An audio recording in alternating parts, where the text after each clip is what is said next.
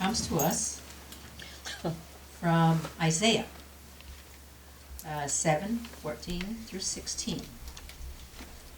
Let's see.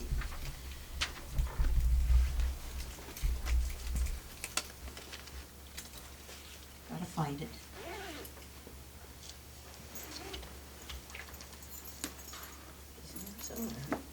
Therefore, the Lord himself will give you a sign. Behold, a virgin shall conceive and bear a son, and shall call his name Emmanuel. Curds and honey he shall eat, that he may know to refuse the evil and choose the good. For this child shall know to refuse evil and choose the good, and the land dread will be forsaken by her kings. The Lord will bring the king of Assyria upon you and your people and your father's house, and the day will not come since that day that Ephraim departed from Judea. So this is the first prophecy of the coming of the Lord, coming of the inner Christ. Our speaker today is going to talk to us about the prophecies.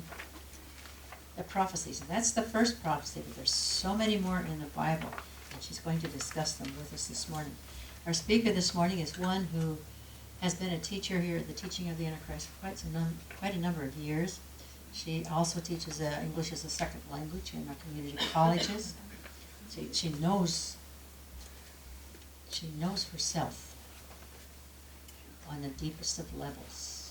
She knows herself as a living Christ. And she knows that each one of us are the same living Christ. And today she's going to talk to us about that coming of that understanding of the Christ within. Please help me welcome Reverend Elaine Fuller-Zachey.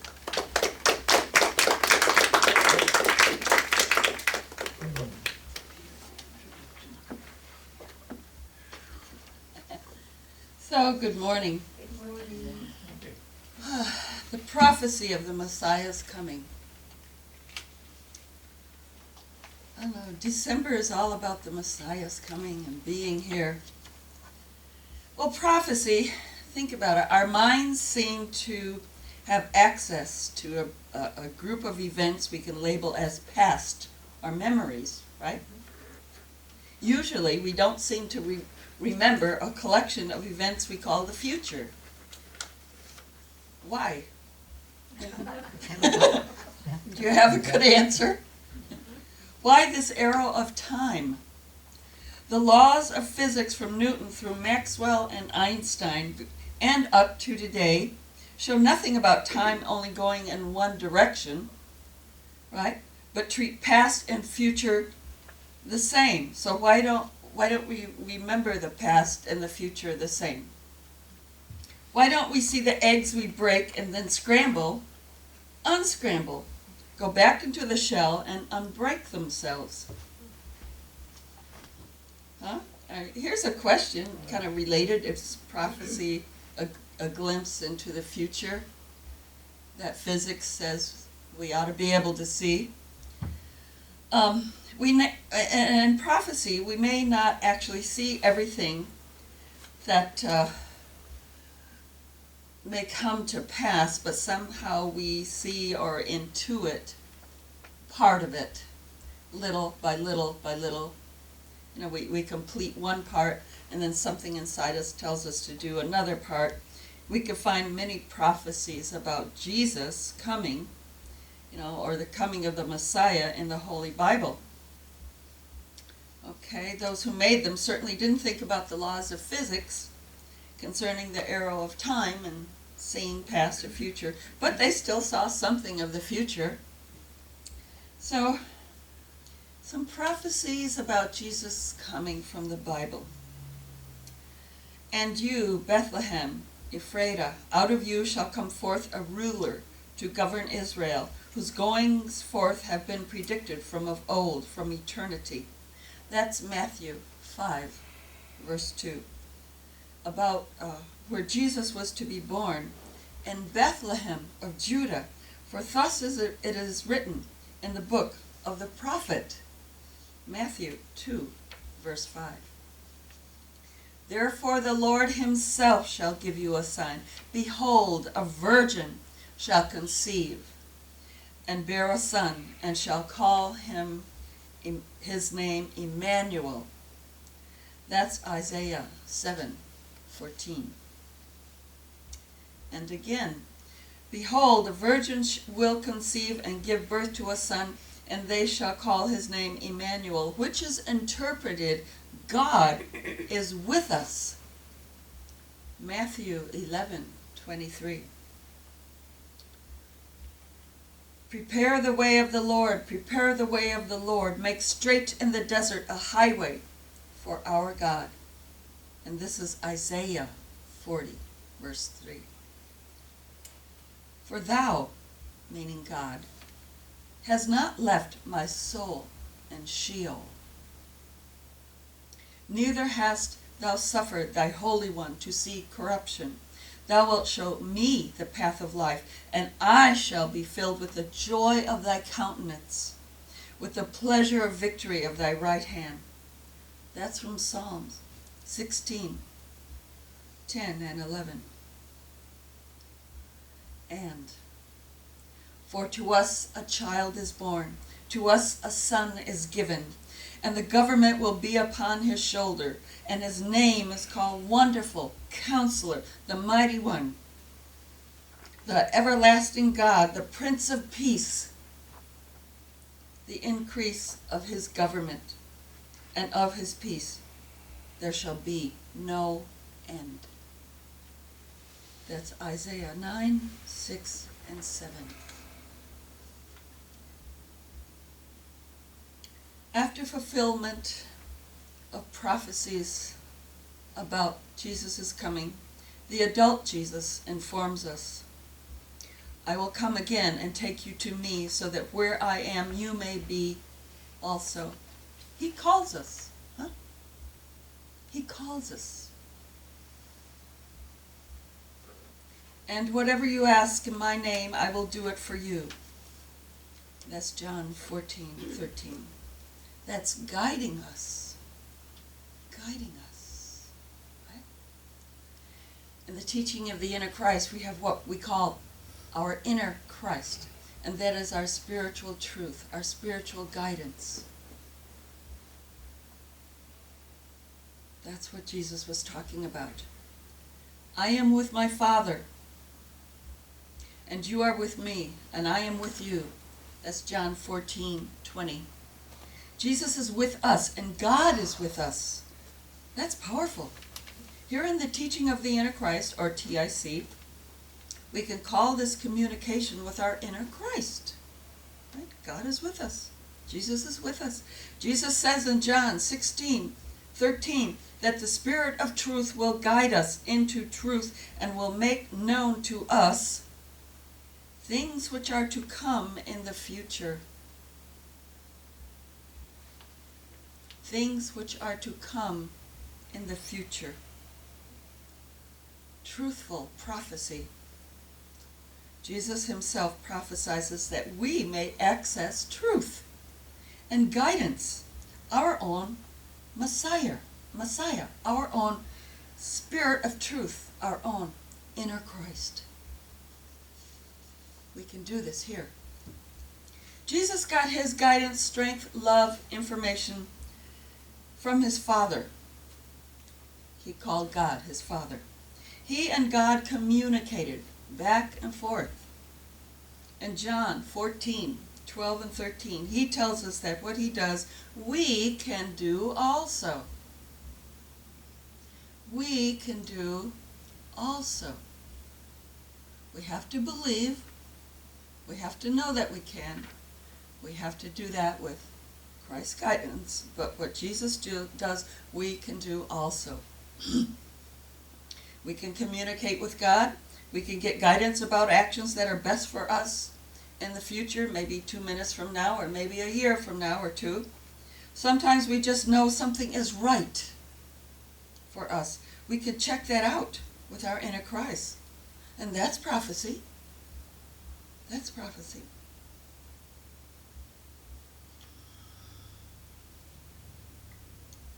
Jesus communicates with his Father in the Bible. We at the Teaching of the Inner Christ, or TIC, communicate with our own inner Christ. Right? We do that. We take inner sensitivity, a course, the first course here at TIC. Taught here, also taught online. In that course, we get in touch with that inner Christ, and we practice using this contact. We don't get future telling in bright outline detail with the when and the how, but we get guidance that something is in our best interest or not, including something we are considering maybe in a month, maybe a new job, right? Maybe a new home. What about actually winding up here at the Teaching of the Inner Christ? Huh? Right? Me, I earned my bachelor's and master's at SDSU. While I was still in grad school, I knew there was another step after my university education and getting into my career. There was something else. I figured politics, but it turned out not to be that. It was just something that I knew. Was that a fuzzy, kind of undefined prophecy? Yes. Yes, it was. It was Jesus calling me. I became involved with various spiritual teachings, leaving each when it no longer fit my needs. You know, growing. When we grow, we go through different pairs of shoes and different spiritual teachings also. Well, what was I looking for that led me and led me? I was looking for a place where truth was taught, a place where I could become a minister. To me, knowing all I could know about God and sharing it with those who wanted to share was the highest activity I could engage in. It was my highest activity. I wanted a big thing. Why did I know to pursue this? Why did I keep finding them leaving churches to look for? For what? What did I know that I didn't think I knew? And was my searching a way to find and fulfill a prophecy that had not been spelled out for me clearly, yet was strong enough to push me forward step by step as I learned something at this church or teaching? I would go to another one and another one and another one until I was ready to come here. What about you? Was there something that urged you to investigate the teaching of the inner Christ? You and the online audience too.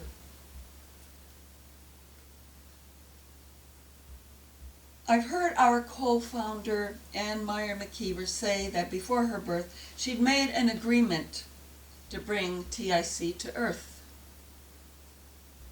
I believe that before my birth, I made an agreement to find spiritual truth. My desire to search for a place of spiritual truth until I found it was based on knowing, based on a prophecy that wasn't in words inside me, that I would actually find such a place. The prophecy was not spelled out in English letters that glowed gold against an indigo background. How convenient, you know? Really. Just close our eyes and there it goes. Right there. It was a knowingness that I would find my own Messiah, my own Christ identity, the me that can be guided by Jesus, my inner Christ, to freely join with him in learning and sharing spiritual truth. Also, that we are each a Christ as much as Jesus is. And I felt that little knowingness about other things in my life too. For example, my husband and I used to ski. Sometimes we like the same things, sometimes we don't. But it was, somehow I knew that we would like skiing.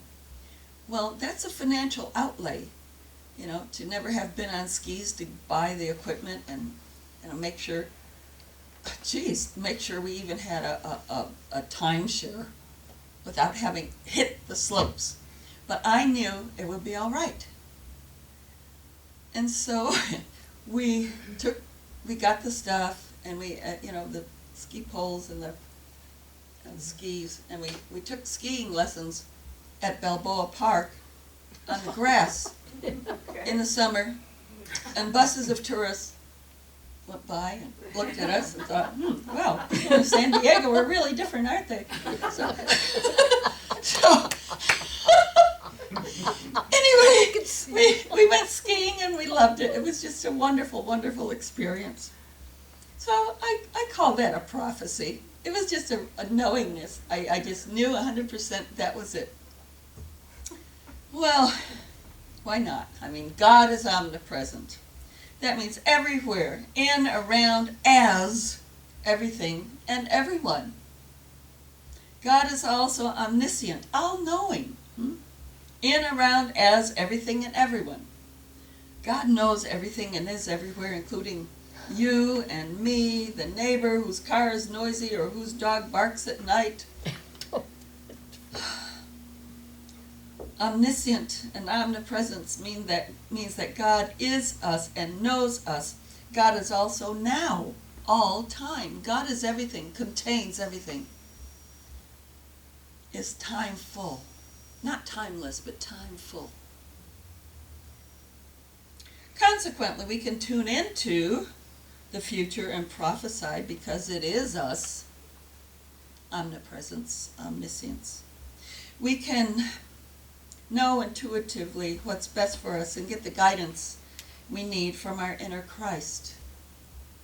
And so we become our own Messiah here at the teaching of the inner Christ. There is a prophecy, a thing that drove us here to find our own Messiah. And we find it. We fulfill our own prophecy of the Messiah's coming, just as Jesus' birth fulfilled all those prophecies of old about his coming. So, think about that one.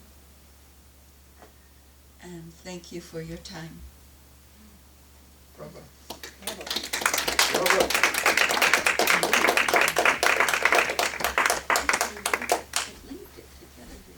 You did.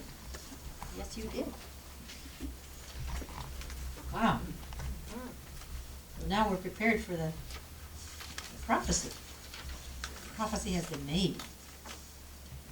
Come next week and see what else happens.